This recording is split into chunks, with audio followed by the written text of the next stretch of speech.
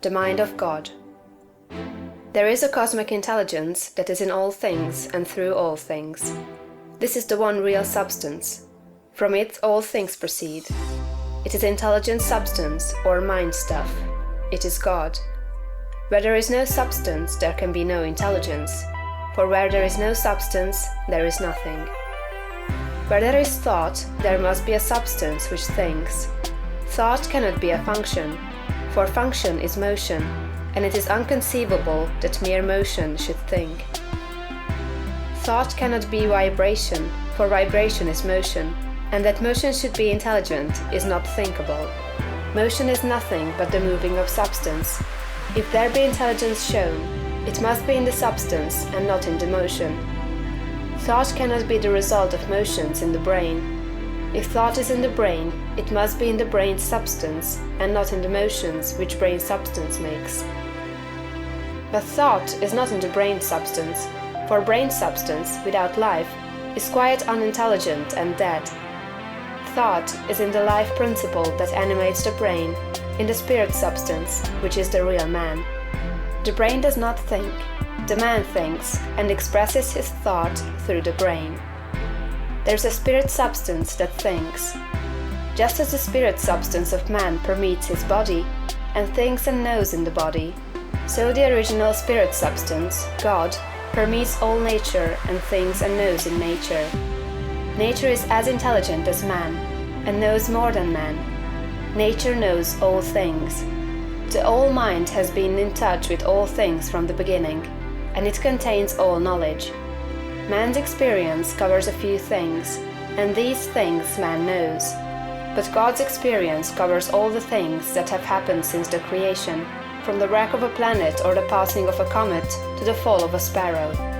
All that is and all that has been are present in the intelligence that is wrapped about us and enfolds us and presses upon us from every side. All the encyclopedias men have written are but trivial affairs compared to the vast knowledge held by the mind in which men live, move, and have their being. The truth men perceive by inspiration are thoughts held in this mind. If they were not thoughts, man could not perceive them, for they would have no existence, and they could not exist as thoughts unless there is a mind for them to exist in, and the mind can be nothing else than a substance which thinks. Man is thinking substance, a portion of the cosmic substance. But man is limited, while the cosmic intelligence from which he sprang, which Jesus calls the Father, is unlimited. All intelligence, power, and force comes from the Father. Jesus recognized this and stated it very plainly.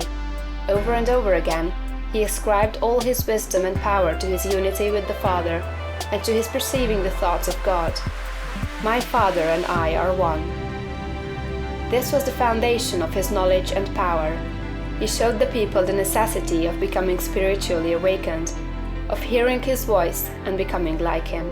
He compared the unthinking man who is the prey and sport of circumstances to the dead man in a tomb, and besought him to hear and come forth.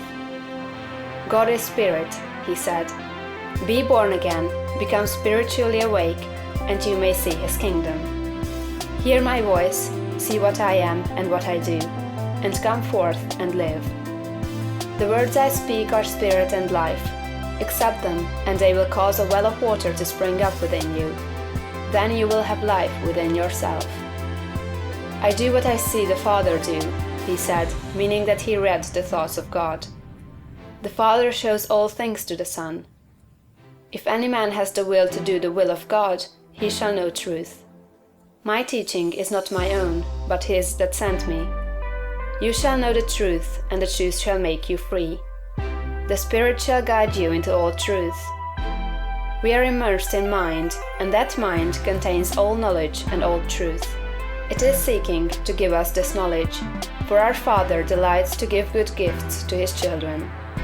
The prophets and seers and great men and women, past and present, were made great by what they received from God, not by what they were taught by men.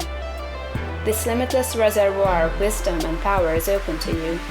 You can draw upon it as you will, according to your needs. You can make yourself what you desire to be. You can do what you wish to do. You can have what you want. To accomplish this, you must learn to become one with the Father, so that you may perceive truth, so that you may have wisdom, and know the right ends to seek and the right means to use to attain those ends, and so that you may secure power and ability to use the means. In closing this chapter, resolve that you will now lay aside all else and concentrate upon the attainment of conscious unity with God. Oh, when I am safe in my sylvan home, I tread on the pride of Greece and Rome, and when I am stretched beneath the pines, where the evening star so wholly shines, I laugh at the lore and pride of man, at the sophist schools and the learned clan, for what are they in all their high conceit, when man in the bush with God may meet?